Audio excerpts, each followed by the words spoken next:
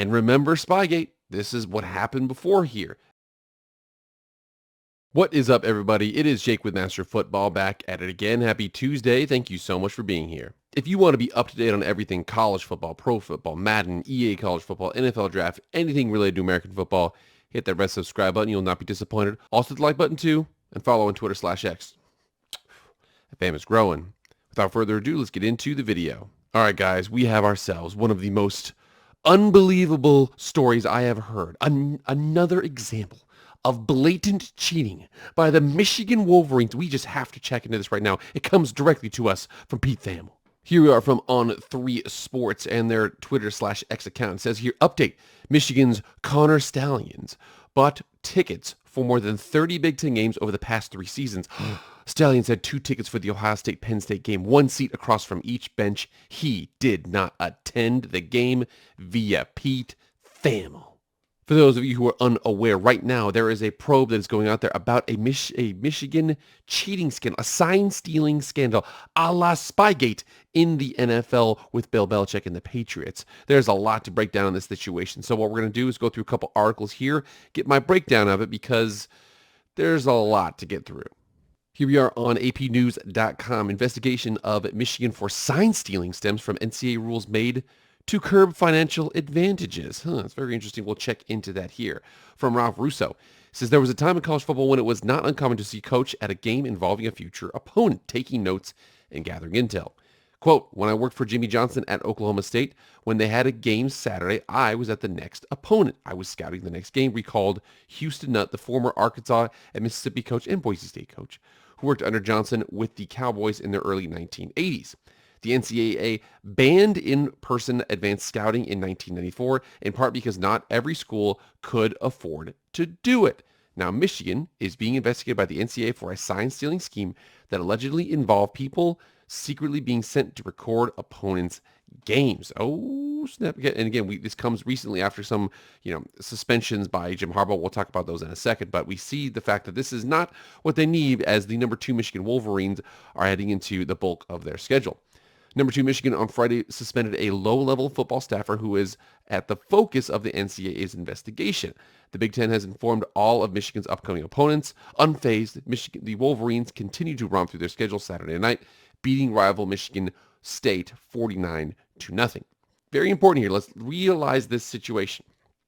The NCAA rules do not directly ban the stealing of signs. There are rules against using electronic equipment to record an opponent's signals, but what's mostly at the issue with Michigan is the bylaw 11.6.1. Off-campus, in-person scouting of future opponents in the same season is prohibited. Wolverines coach Jim Harbaugh, who served a 3-game school-imposed suspension earlier this season for a separate, still active NCAA infractions case tied to recruiting, denied any knowledge or involvement of impermissible advanced scouting. There's a target, yeah. Everybody's pointing out the beginning of the season, but our guys are very focused. He's talking about the team, but I think they're talking about, he's talking about his team, the fact that he thinks that the target is on the team. The target is actually on you, Mr. Harbaugh. As with many NCAA rules, the association is trying to govern away advantages that one school might have over another based on budget sizes. Programs like Michigan, Ohio State, Texas, and Alabama have annual athletic budgets that surpass $200 million, almost double of some of those even in their own Power 5 conferences. Continuing on with the article here, it says every game is recorded for self-scouting purposes by the home team, but a long time has passed since actual film was exchanged between opposing teams. Access to digital recordings of games is readily available through online exchange programs. The way the game is played now also has put more of an emphasis on signs and in turn sign stealing.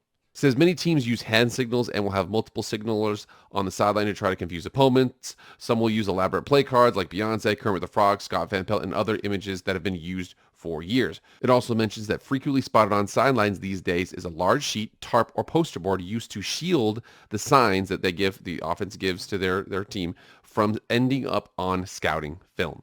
And this has been a problem before, but again, modern problems have modern solutions. As a matter of fact, this one was recent here, not too recent in the last couple of years, but recent in the life cycle of college football, where actually Mike Leach literally left a game plan to Texas during a rivalry game and then drew all of his plays in reverse. Remember here, sign stealing is common, everybody does it, but also there could be, double and triple checking of these signs that what kind of happened. We see the fact that what happened here during this game is during a pregame warm-up of that year's Red River Showdown, an underhanded script was outlining OU's opening offensive plays were spotted on the field by one of Texas's student assistants, who scooped it up and took it to the Longhorns defensive coordinator, Carl Reese. To the heavy favored Longhorns, it seemed as if they'd catch an enormous break. We were trying to figure out if it was authentic. We were in the state of, can we believe this? Well, they shouldn't have. As a matter of fact, right here it says, that does sound like Mike. I do know this. Offensive coordinators are so careful with those scripts that they wouldn't be losing them. Those things are valuable. Only Mike would lay one out with like a decoy. One thing that was really cool here, it said Ahmad Brooks, the starting defensive back for the Longhorns, he said of the game, he said, that game might have been the most bizarre experience I've ever had as a college football player. I can't tell you how wrong we were in the first 3 or 4 minutes with every play call we had. I've never seen anything like it. Remember, they ultimately won the game. But remember here, again, sign stealing is understood.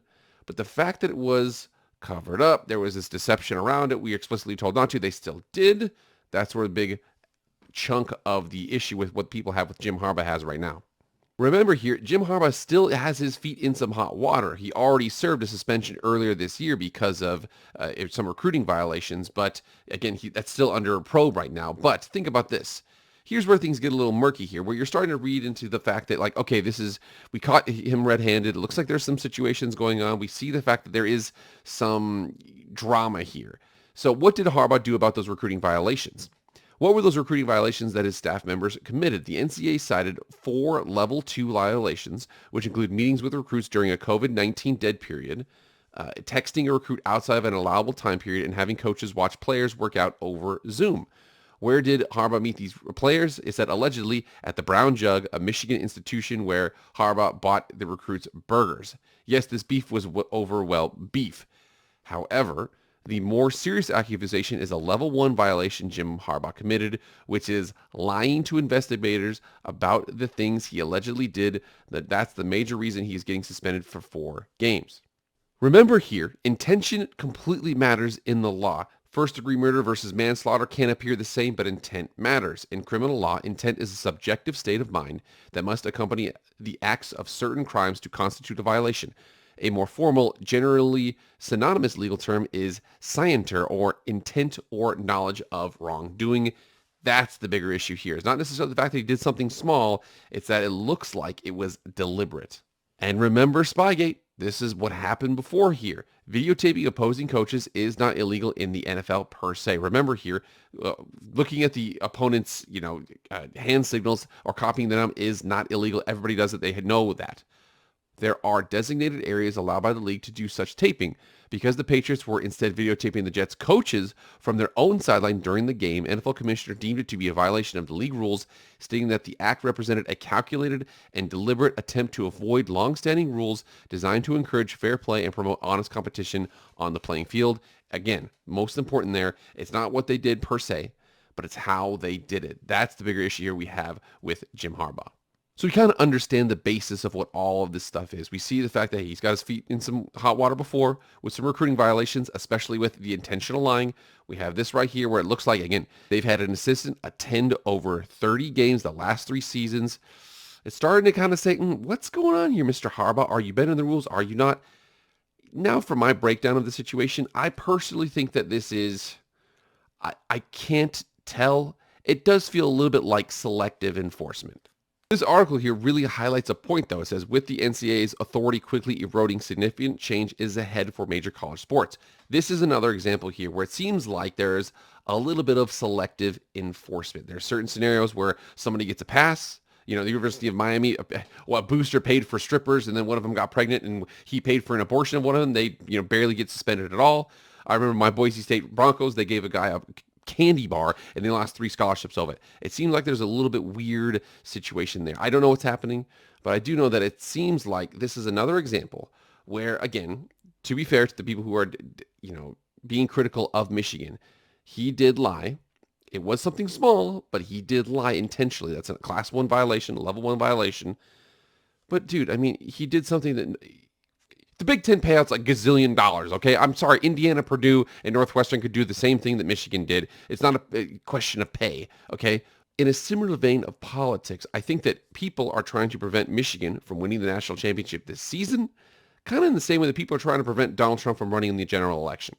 Donald Trump, and I hate to get political here, but it's a good example here where Donald Trump has two things. One, he probably didn't break any laws, but two, he probably accidentally broke some laws. Again, it's an intent thing here. More than likely what happened was he had some classified documents he could have declassified when he was president. He didn't do it. It was a huge gaffe. But again, whether or not you actually dig into that, it depends on who is charging you for it. The people who are trying to prevent him from running, they don't even want to worry about that. I think that's kind of happening here with Michigan, where it's like, okay, yeah, so they had somebody record some of the games. They weren't supposed to do it. What are you supposed to do there? The Patriots had this happen to them before, and with the Spygate thing, they lost a first-round pick, and they had to pay a fine. I wouldn't be surprised if Michigan, for this situation, has to, pay a fine, and they lose some scholarships, something like that. Do we see a connection here between the Jim Harbaugh and kind of breaking the rules, or is it the fact that everybody's just kind of jealous of Michigan because they're kind of scared of them? I don't know. As a matter of fact, one poster had this to say about this whole situation. Jim Weber here, and he says Maryland is beating Ohio State, and he says, "Hi, can I speak to Pete Thamel? I've got something to tell you." Again, whoever you are, I don't know, but I know that right now it seems like a lot of the Ohio State people are saying, "Oh yeah, he's a clear cheater." Like, first of all, coming from you with Urban Meyer, interesting. Then going over here, it's like, okay, but these are really small violations. It is a deliberate act. Again, we've gone over that. Is intention in some of these things, but I don't really know. I feel like we're kind of overblowing this a little bit here. And with the all-time, just wimpiest thing ever, Michigan State apparently was considering skipping the Michigan game amid the Stein stealing probe. They lost 49-0. Trust me, it wasn't because they were stealing signs. It was because Michigan is one of the best teams in the country. So what should I make of this Jim Harbaugh situation? On one hand, okay, we've got several small violations, okay, here and there. Some of those things aren't even necessarily illegal, but it's kind of how he kind of proceeded through them. But how he kind of proceeded through them, there's a clear level of deception. There's a clear level of understanding the rules and just kind of, or just not really caring about them. There's lying in the recruiting scandal. What do you make of this whole situation? I know that all the Ohio State fans say, oh, he's clearly a cheater. I also know that a lot of Ohio State fans are scared of having to play Michigan this year. All the Michigan fans are like, oh, these are all small violations. What are we talking about? You guys get in the comments and let me know what you guys think. All right, guys, that's it. Thank you so much for being here. Please like, share, comment, subscribe. Do all that stuff. I really appreciate it. That's it for me, guys. I'll see you guys later. I am out.